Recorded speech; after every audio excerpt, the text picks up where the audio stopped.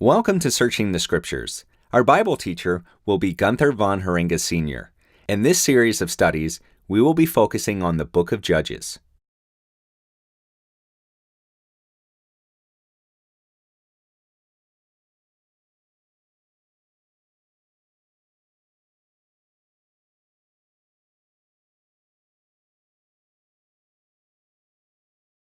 So without further ado, let's look into God's Word, the Bible. Good evening and welcome to Searching the Scriptures. This is going to be Judges 4, Part 31, and today's date is August 14th, 2017. I'll go ahead and read the last four verses in Judges 4. Then Jael, Heber's wife, took a nail of the tent and took an hammer in her hand and went softly unto him and smote the nail into his temples, and fastened it into the ground. For he was fast asleep and weary. So he died. And behold, as Barak pursued Sisera, Jael came out to meet him, and said unto him, Come, and I will show thee the man whom thou seekest. And when he came into her tent, behold, Sisera lay dead, and the nail was in his temples. So God subdued on that day Jabin, the king of Canaan, before the children of Israel. And the hand of the children of Israel prospered and prevailed against Jabin, the king of Canaan, until they had destroyed Jabin, king of Canaan. We left off at the phrase, and went softly unto him, in our last lesson, as we see Jael approaching Sisera, who is in a very deep sleep, as she prepares to kill him with a death blow to his head. Now, we also want to keep in mind that in Judges 4:21, the elect are in view, typified by Jael, because God is also underscoring the role that Christ and his people share as they bring judgment along with Christ, as we learned earlier, for example, in this chapter, in verse 9, as Deborah, Judge Deborah, who represents the Word of God, explains to Barak, and Barak is a type of Christ, and she said, I will surely go with thee, notwithstanding the journey that thou takest shall not be for thine honor. For Jehovah shall sell Sisera into the hand of a woman. And Deborah arose and went with Barak to Kadesh. And we've also discussed this matter in some of the other lessons in this series, but this very dynamic relationship between Christ and his bride bears repeating. So I'm going to review some of these verses as well.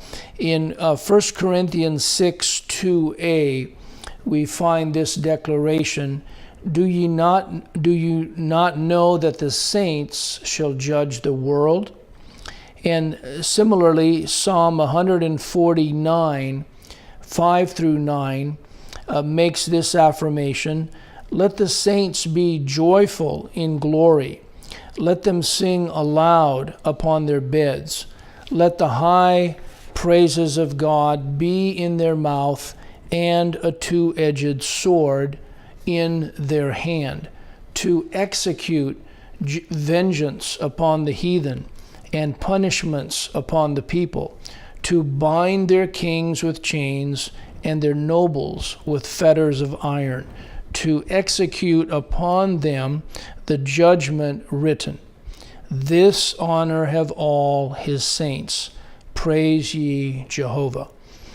Verse 14 of Revelation 19, 11-16 also accentuates this truth. And I saw heaven opened, and behold a white horse, and he that sat upon him was called Faithful and True, and in righteousness he doth judge and make war. His eyes were as a flame of fire, and on his head were many crowns. And he had a name written that no man knew but he himself. And he was clothed with a vesture dipped in blood, and his name is called the Word of God. And the armies which were in heaven followed him upon white horses, clothed in fine linen, white and clean. And out of his mouth goeth a sharp sword, that with it he should smite the nations. And he shall rule them with a rod of iron. And he treadeth the winepress of the fierceness and wrath of Almighty God. And he hath on his vesture and on his thigh a name written, King of Kings and Lord of Lords. In the historical context, we can understand that Jael would have exerted a great deal of caution in what she was about to do, but as always, we're looking for the deeper spiritual meaning that God has hidden in each of his God-breathed terms. The word softly is Strong's number 3814, and we only find it in this verse, and so that makes it a little more difficult to ascertain its spiritual implication, but it's spelled identically to its root word, which is 3813. And this term also appears in only one verse, in 2 Samuel 19:4. And in this account, we read of David's reaction to Absalom's death. And this word is rendered as covered, in other words, hidden from view. But the king covered his face, and the king cried with a loud voice, O my son Absalom, O Absalom, my son, my son. One way to understand this idea of softly or covered is the fact that Christ came as a thief in the night, as we read in the passages below. And this is especially evident when we consider that at the end of the 70-year Babylonian captivity, which that coincided with the defeat of the ruler Belshazzar of that empire in 539 BC by Darius, the Medo-Persian ruler, also known as Cyrus. As we understand from Daniel's prophecy and the interpretation that God gave Daniel of the handwriting on the wall. So I'm going to read Daniel 5:18-31. O thou king, the Most High God gave Nebuchadnezzar thy father a kingdom and majesty and glory and honor. And for the majesty that he gave him, all people, nations, and languages trembled and feared before him. Whom he would he slew, and whom he would he kept alive, and whom he would he set up, and whom he would he put down. But when his heart was lifted up, and his mind hardened in pride, he was deposed from his kingly throne, and they took his glory from him. And he was driven from the sons of men, and his heart was made like the beasts, and his dwelling was with the wild asses.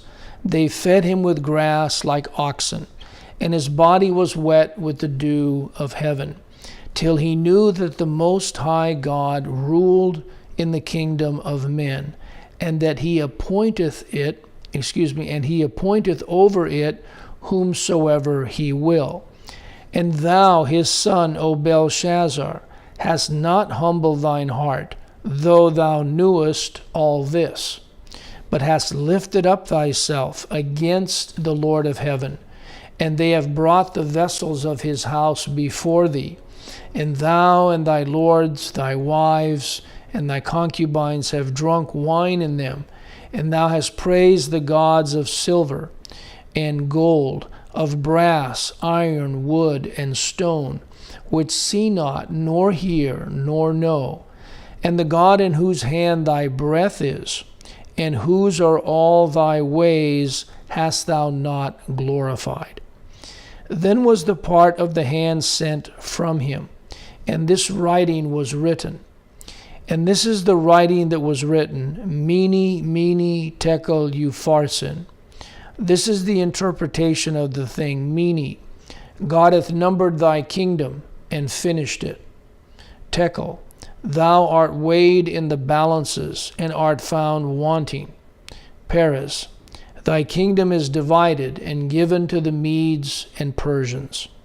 Then commanded Belshazzar, and they clothed Daniel with scarlet, and put a chain of gold about his neck, and made a proclamation concerning him, that he should be the third ruler in the kingdom. In that night was Belshazzar the king of the Chaldeans slain. And Darius the Median took the kingdom, being about 62 years old. We also read in 1 Thessalonians 5, 1-3, about Christ coming as a thief in the night. But of the times and the seasons, brethren, ye have no need that I write unto you, for yourselves know perfectly that the day of the Lord so cometh as a thief in the night. For when they shall say peace and safety, then sudden destruction cometh upon them, as travail upon a woman with child, and they shall not escape. The word rendered sudden here in 1 Thessalonians 5:3 only appears one other time in verse 34 of Luke 21:34-36 as unawares, with regard to this prolonged day of judgment which we are now living through.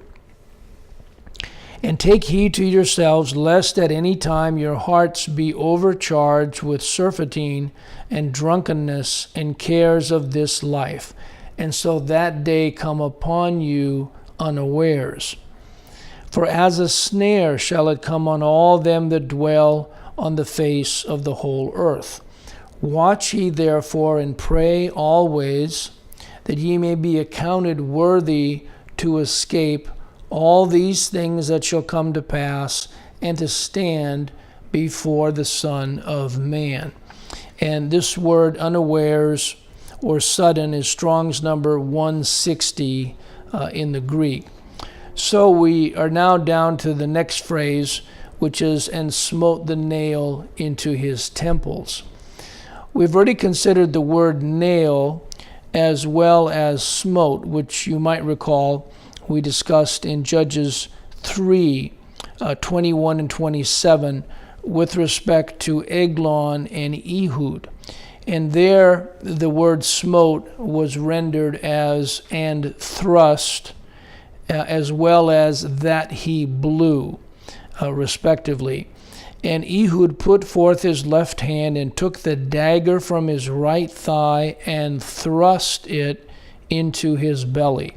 Then in verse 27, and it came to pass when he was come that he blew a trumpet in the mountain of Ephraim, and the children of Israel went down with him from the mount, and he before them.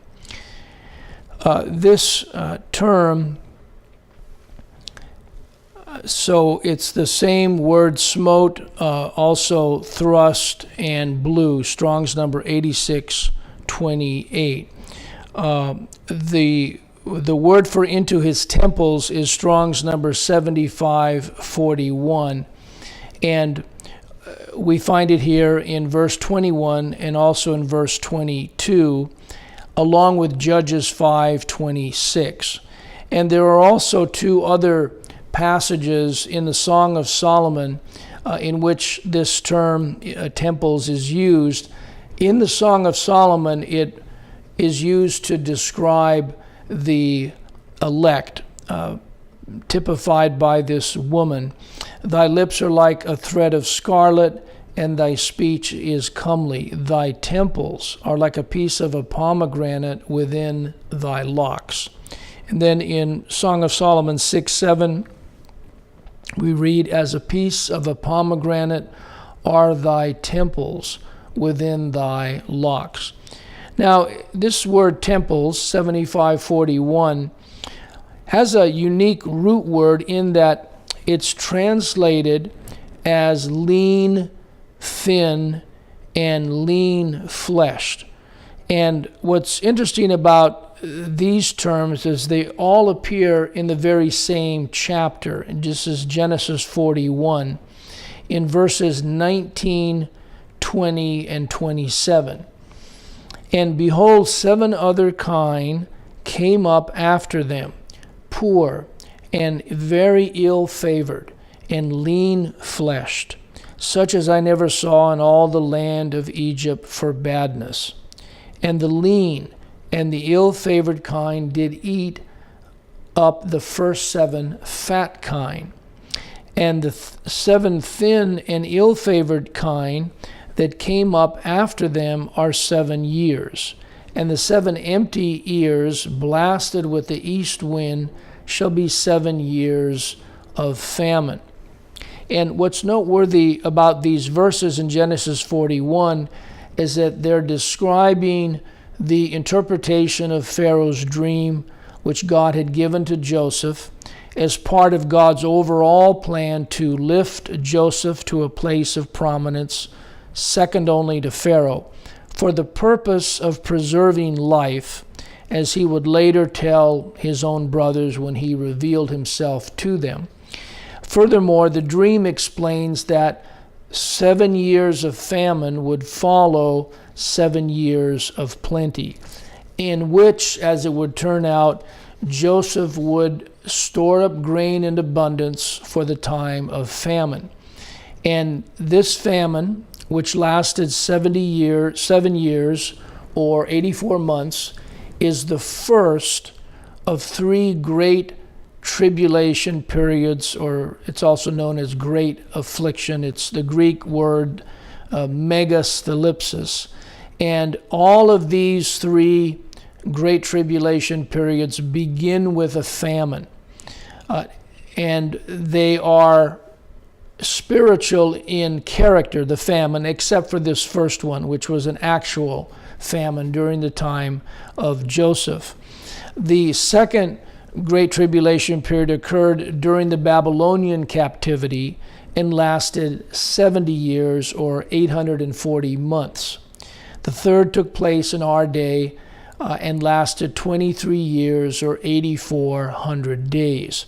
And each of these Great Tribulation periods have a number of factors in common, so we're not surprised to see that this root word for temples, in which Sisera received his death blow, is connected by God to Genesis 41.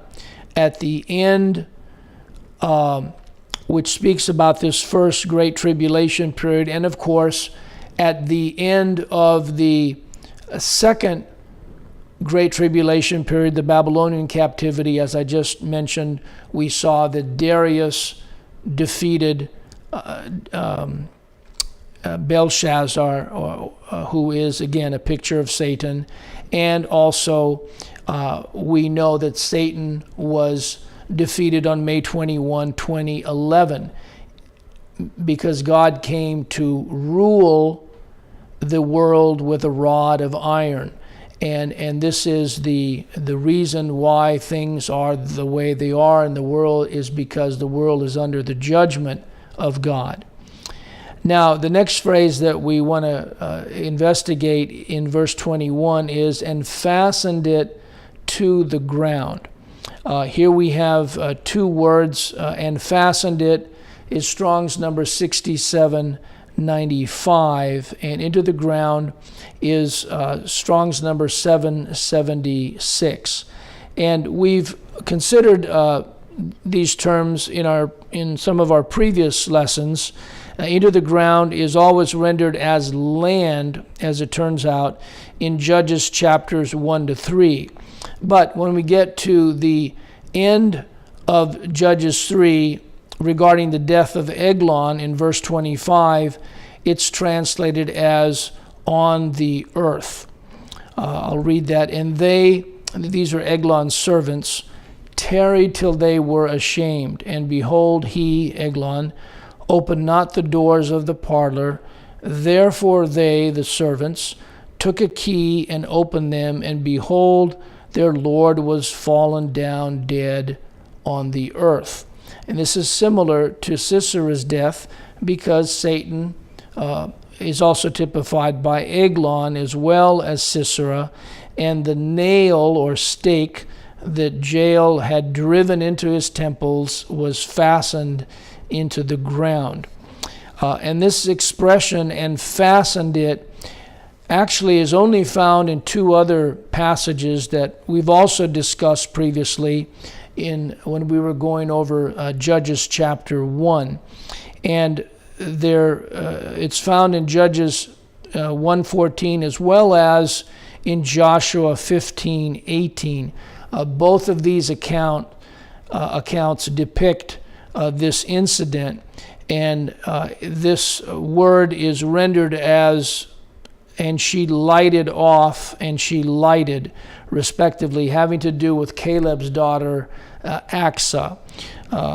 Joshua 15:18 records, "And it came to pass, as she," again Achsah, Caleb's daughter, "came unto him," this would be Othniel, her husband, "that she moved him," Othniel, "to ask of her father a field. And she lighted off her ass. And Caleb said unto her, What wouldest thou? And she lighted off," is this word, "and fastened it." Also in Judges 1:14, we read the parallel account.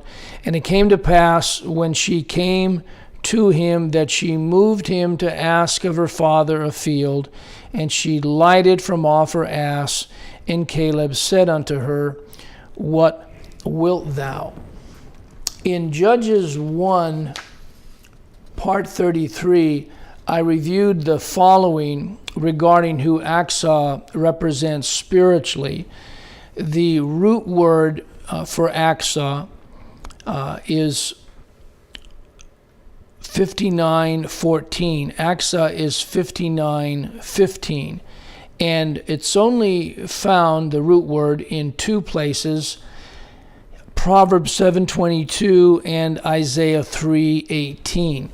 And in Proverbs 7:22 we find this statement, "He goeth after her," this would be the harlot that the young man is going after, "straightway as an ox goeth to the slaughter, or as a fool to the correction of the stocks."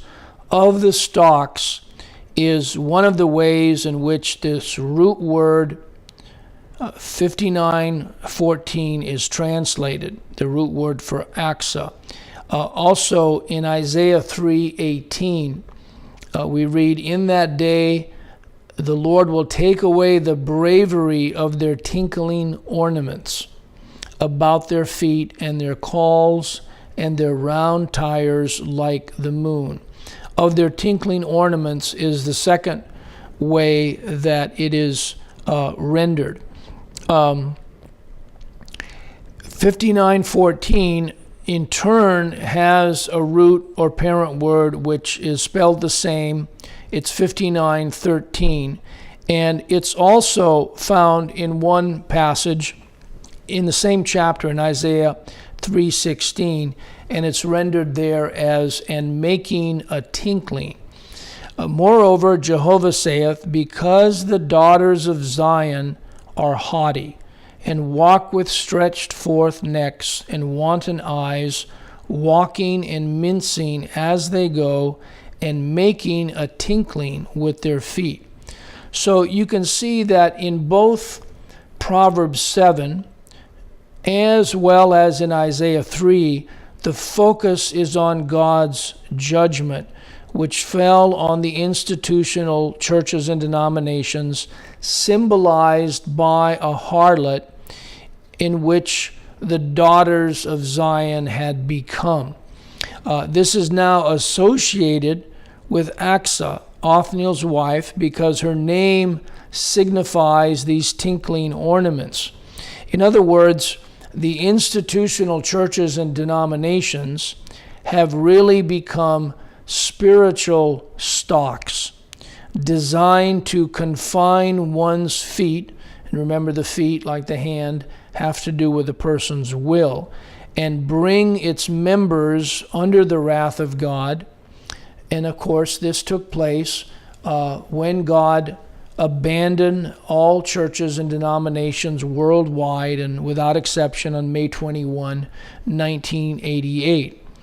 Now, with this information in mind, you can see why God chose the word that he did, fastened 6795 in Judges 1:14, as opposed to the more common term, which is Strong's number 3381, which has to do with descending or getting off of the donkey.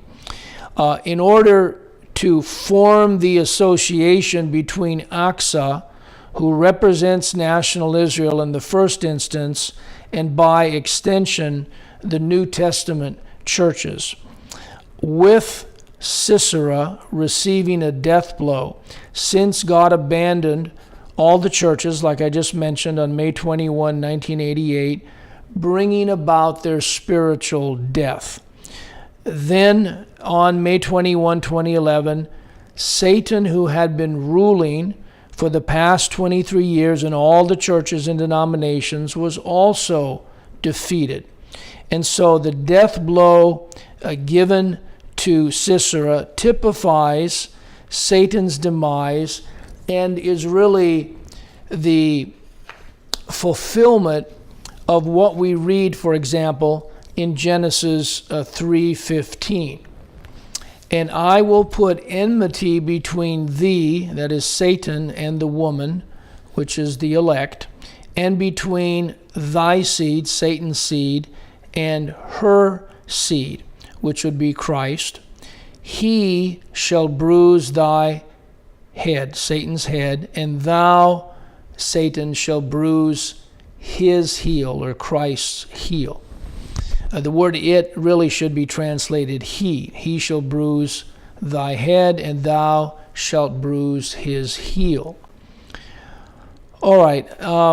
The last phrase that we want to look at in Judges 4:21 states, "For he was fast asleep and weary, so he died."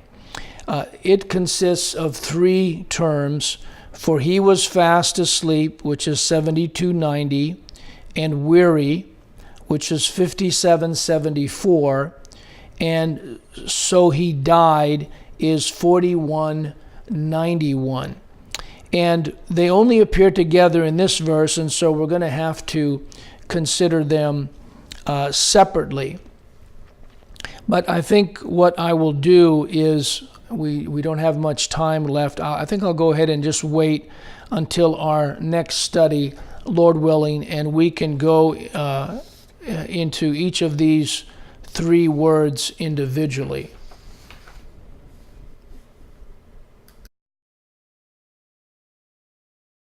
Thank you for joining us today for Searching the Scriptures. Until next time, to God be the glory.